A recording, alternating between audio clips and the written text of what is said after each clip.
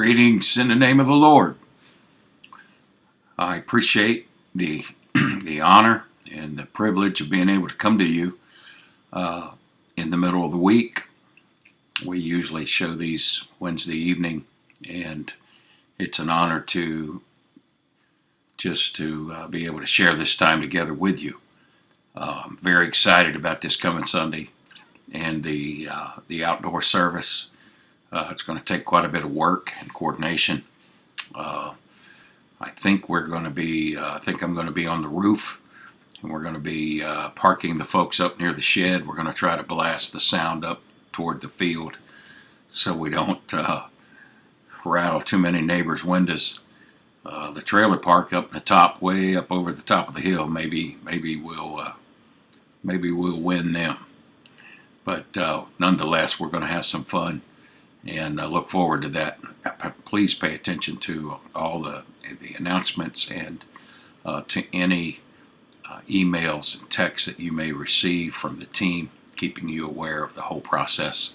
It's going to be at 11 o'clock on Sunday at our normal church time, and we are going to try to live stream it for those that can't make it, and will still be under quarantine and kind of staying out of sight. And I have no problem with that. I appreciate and respect that. But for those that are ready to get out, and you'll still be in the confines of your car, and hopefully safe. And we certainly are considering your safety first. But we should have a wonderful time to be together and to see each other, even though it'll be a little bit afar. I wanted to come to you with something that has just really kind of resurfaced in me and in my spirit, and has expanded as God has brought revelation to me. And I want to share it with you. I've talked to you about some of this early on. I was ministering about some of this on Wednesday evenings, and I actually believe that my audience is larger now than it was when we were having church.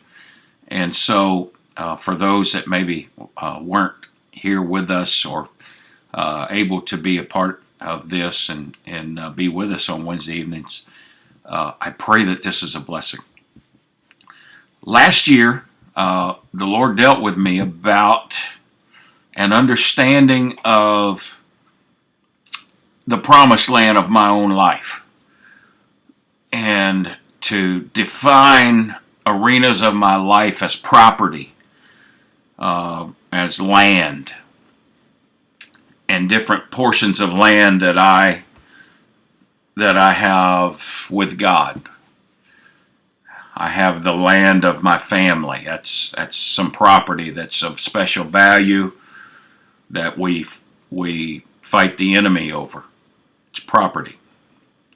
And you understand this in a little bit. You know, God always talks about the promised land, and that our lives are very much according to the symbolism of the Old Testament Israelites going into their promised land, their battles that they had to fight. They wandered in the wilderness, and then they went in.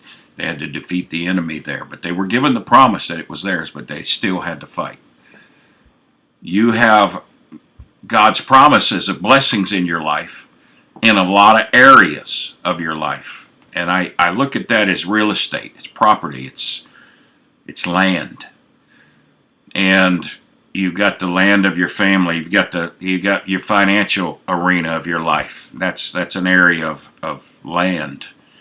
You've got your health. I believe that's property. That's real estate. It might be very spiritual, and it is symbolic, but it's land. You have your ministry. That's land. And it's important. You got all kinds of arenas of your land. I personally have a lot of arenas and areas, property, spiritual property that I've got promises about, and I deal with a lot of different churches and ministers and pastors, and deal with the District of Pennsylvania as a whole, and these are all areas that I need God's blessing in, and I've got promises, and we fight battles there as well. And so you have these, your job, that whole arena, it could be considered a portion of property, spiritual property that you want to have dominion over and you want to have God's blessing on. And so we got all this. Relationships, that's another area. I'm just giving you some of the arenas of life where you have where you could consider that a portion of the property that you have influence over, that God has given you, and hopefully you have dominion over. Back in January, I was in a prayer meeting and talking with the Lord, and it became very, very intimate with the Lord. It was very powerful. It was maybe one of the most powerful moments in my life with the Lord, and He showed up to me, and in that prayer meeting, I received a revelation, something that I'd always known, but it became real to me. And it will start making sense moving forward when talking about all of these areas in your life that if you consider them real estate or property, this is, I considered it so strongly that at one of my board meetings in the district with the other presbyters and district secretary and such, I literally presented this idea. I said, you got these arenas in life and their property. Not really understanding the full scope of that until January this year. I had this prayer meeting, and God spoke to me and gave me this thought that Satan is a trespasser. He is a trespasser. What's a trespasser? Well, I Googled it.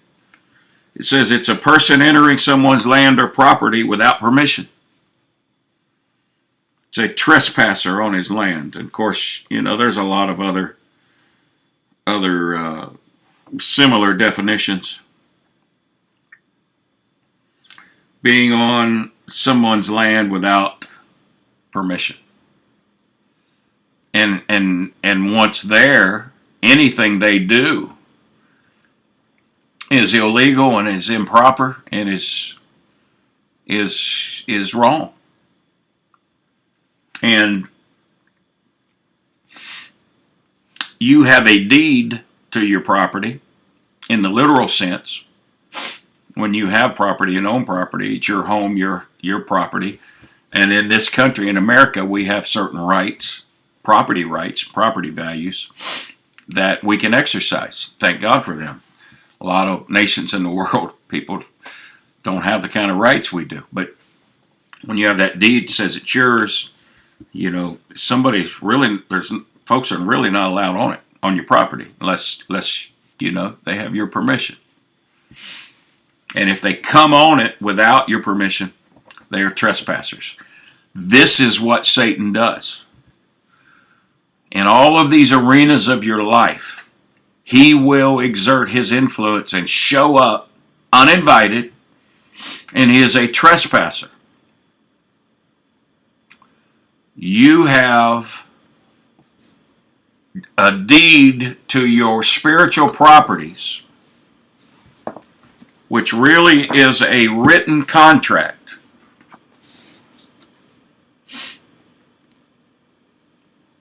That describes your blessings. Blessed is the man walks not after the counsel of the ungodly, nor standeth in the way of sinners, nor sitteth in the seat of the scornful.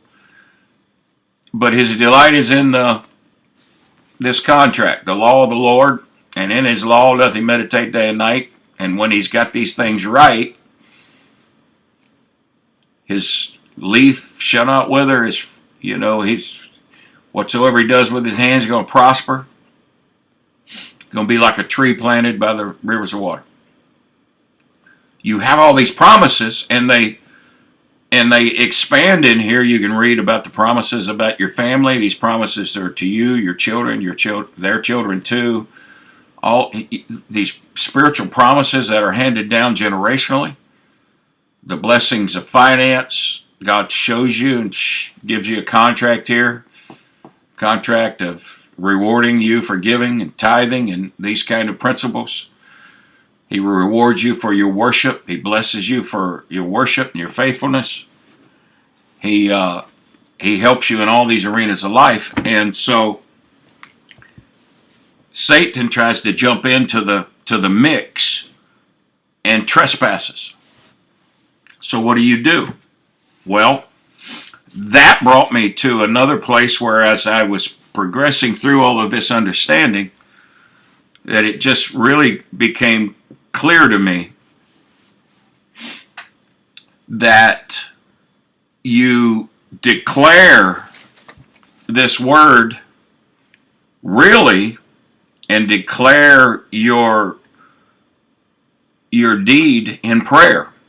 So how do you do this? Well, I've shared this with you before, but I hope this all comes together in a large encapsulation of the will of God for you. And an understanding, these things we need to really be getting right now while we are at home and while we are not at church. And this is really should be the foundation of your life and your walk with God.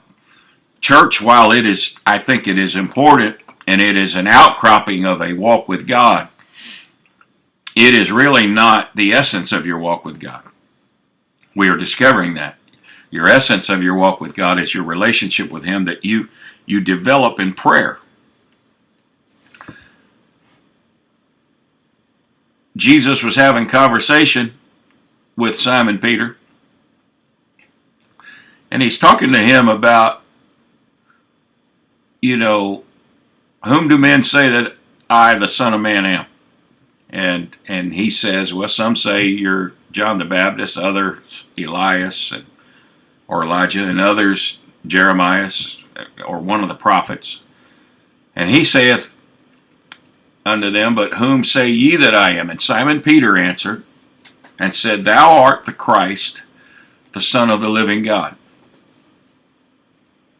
Jesus is impressed and impacted here and says, Blessed art thou, Simon Bar-Jonah, for flesh and blood hath not revealed it unto thee, but my Father which is in heaven, or the Spirit has revealed this to you, and not flesh.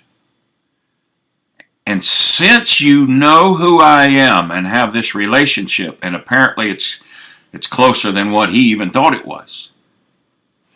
Since you know who I am and know me, thou art Peter, and upon this rock I will build my church, and the gates of hell shall not prevail against it. The foundation of you knowing who I am, your relationship.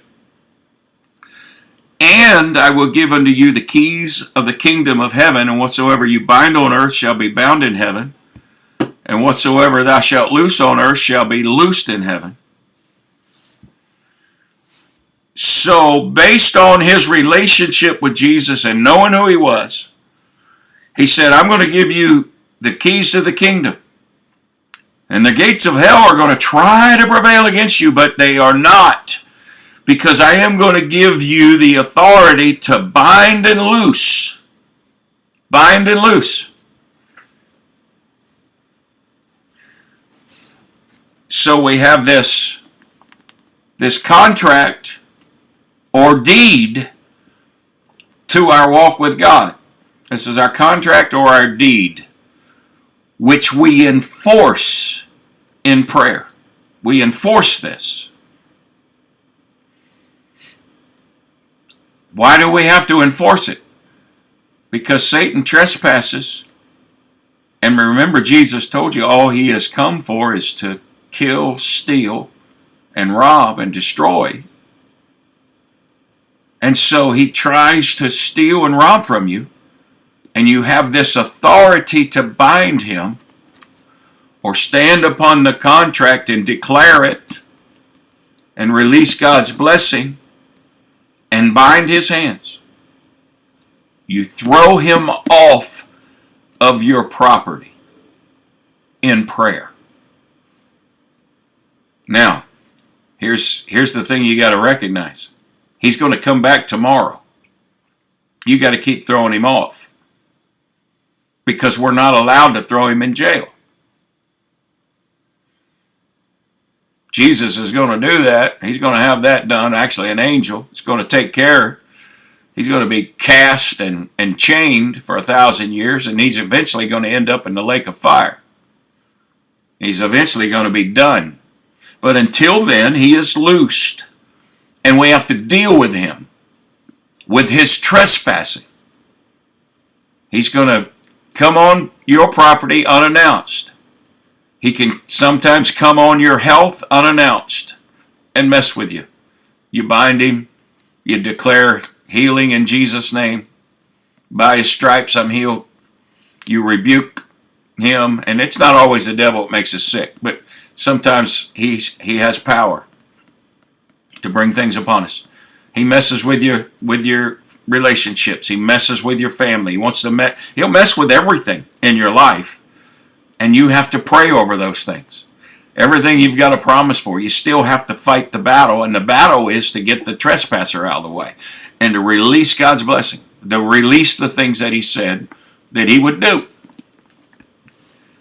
And it's like if you've got a contract with someone, it's, I'm going to get this room drywalled, I'm going to get it painted, I'm going to get it trimmed out, I'm going to all this stuff, and then the contractor comes in, and after everybody signs a contract and agrees to this, and then you come in and he says, okay, we're done, and you look and there's no trim or the paint's not complete. You know what you do? If he's trying to rob you, you pull the contract out. Now, God's not going to try to rob you, but you have a trespasser who's going to try to get in the way of God's blessings. And so you have authority over all of these areas. This brings me to an arena of understanding authority. He gives us authority in areas that we have influence and responsibility. Let me talk to the men of the house. You have responsibility as general overseers and protectors of your family. You have authority to pray a covering on your family and a responsibility to do so. But you have authority to protect them in the spirit. Moms, you have also authority to pray over your families and to pray covering and help your husband with this. You have authority in arenas where, let's say you got a job. I believe it's your responsibility to be a blessing there, and because it's your responsibility, God gives you authority to pray blessings on your company, to pray blessing on those around you, to bind the work of the enemy that's going on around you. You have the authority to affect those things because they are in areas where you have responsibility. You have responsibility on every area where you touch, where your feet hit. That's going to be your property.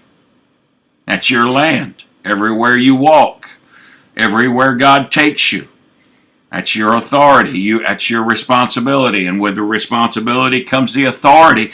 And with the responsibility comes, and the authority comes the power. He will give you the power to also accompany this. Now, the thing that makes this work is you knowing him. You have to know him. Oh, that I might know him. Remember Paul sending that out? I started to say he tweeted that out. No, he wrote that out. Oh, that I might know him. I got to know him. And he has to know me. And we have to have this trust relationship before he will give us authority or responsibility. You don't hand out responsibility to those you don't trust. You don't let somebody work on your car that doesn't know how to work on a car. They have to earn your trust.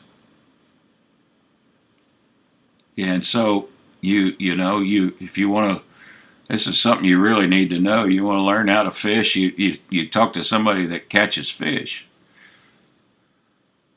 That's where you learn, and that's where your trust goes, and you give them the responsibility of, they have oversight, and they learn and listen in the kingdom of God, and in this realm, God hands out responsibility to those he trusts.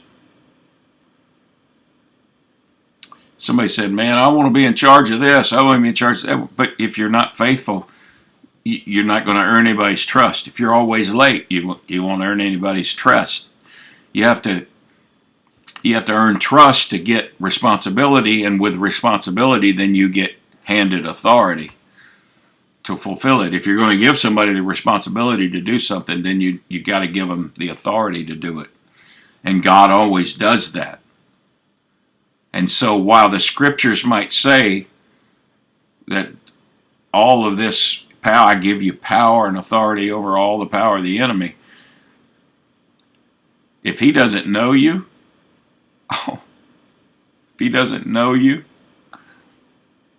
you don't have it. And what is really unique here is Satan knows when you got it or not. Remember the 7 sons of Sceva in the book of Acts,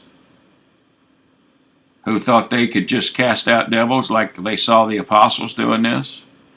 And the devils spoke to them, said, Jesus I know and Paul I know. I know these folks, but who are you? No authority. You can't just mimic this. You must have relationship with God in order to have authority. And he will add responsibility to you as you earn it. And so, just like Jesus made sure that Peter knew him before he handed him these keys, it works the same way now in the kingdom. He will give you the more help, the more he gets to know you, the stronger you get, the greater the relationship. And if there was ever a time to develop your relationship, it's right now, folks. You need to pray. Need to pray and seek the Lord. And you have power to do this. You have power to shake the world. You're in the county of York, in the city of York, many of you, and in this surrounding community. We are here, and God has given us responsibility over this area. So that means we have power and authority to pray, to bind and loose in this area. And he's given us the ability to do this and oversee this area. I believe it's our responsibility to pray and seek God, to bind the enemy, to bind his power, to set people free with our prayers. Now they have to choose, but when they are, Bishop Wright has tried to teach us this all through the years. He's tried to get us to understand all of this, that there is the ability of the church to pray against Satan and to bind him and to set the captives free. Set captives free. We have the ability to do that. Now they have to choose, but they will have the freedom to choose. And if there was ever a day when people are getting hungry and desirous and are looking around and saying, this must be the end of times, this is, they're full of fear and they're troubled and the world is full of trouble. If there was ever a time, it is now. If the enemy was ever at work, it is now. And this is the time for the church to shine. This is the time for you to pray with authority. Take a look around at your property, your spiritual zones. Write them down if you need to. Write down the different zones. Health, finances, family, relationships, maybe jobs, job arenas, areas I work, neighborhoods. These are arenas where you have been placed by God. And so you have authority there, responsibility there, thus authority there. And you can pray and affect those areas. You have authority to do that. This world pandemic, in order for us to stop this, we have to pray as a worldwide church. We're doing so. I believe we're going to get through this. The church is actually doing well. I did hear today, I think it would be good if we all prayed and added this to our prayer list, but I did hear today from the district superintendent of the New York metro area, and there are 9 pastors up there who have been affected and caught the coronavirus. I think Brother Mitchell has lost 4 or 5 people in his church to it, and it's been kind of devastating. But on the other hand, they're baptizing people, and folks are hungry, and the work goes on, and we believe it's going to go on greater than ever. Now, I believe, and I'm going to wind this up. When I have sought the Lord about all of this and about the church becoming the Book of Acts church with all the power and demonstration on all of it, I believe God has taken us there. I believe we are about to enter into the point where this is who we are, and He's going to release His power on a greater measure, because the darkness increasing. I believe the power of the light is going to become stronger. It's going to become more powerful. It's going to become more refined and noticeable by the people of the world, by the powers that be. And so I believe we have to be a people that do know their God. Remember the verse? The people that do know their God will do exploits. It really is based on how well we know Him. We must know Him. He must be able to trust us.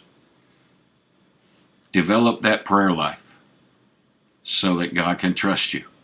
This is a powerful, powerful principle and thing that I'm sharing with you tonight. There is power in prayer. We've always known that. But we had to know how to function and work with it. And the authority that we have been given is to work against the trespasser, our enemy, who has tried to stop all the blessings. Most of us that have studied the Word have all read the story of Daniel and how that the Prince of Persia, tried to stop him, war against him.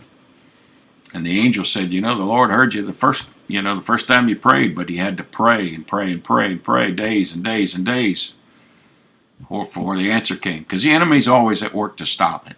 He's trying to stop the progress of God and the work of God. But we are trying to push it forward. And that is our job, to push the kingdom forward. We do that with all that we do, with all of our worship, our praise, our attendance, our giving, our finances, our study, and especially our prayer. Especially our prayer. I love you. God bless you. I pray this was a blessing to you. Look forward to seeing you all Sunday in the parking lot. We'll wave at you. We may even have a prayer line where we lay hands on your cars if you have a real special need. We may have a couple people that lay hands on the car and have a little drive around where you can drive through and have prayer after the service.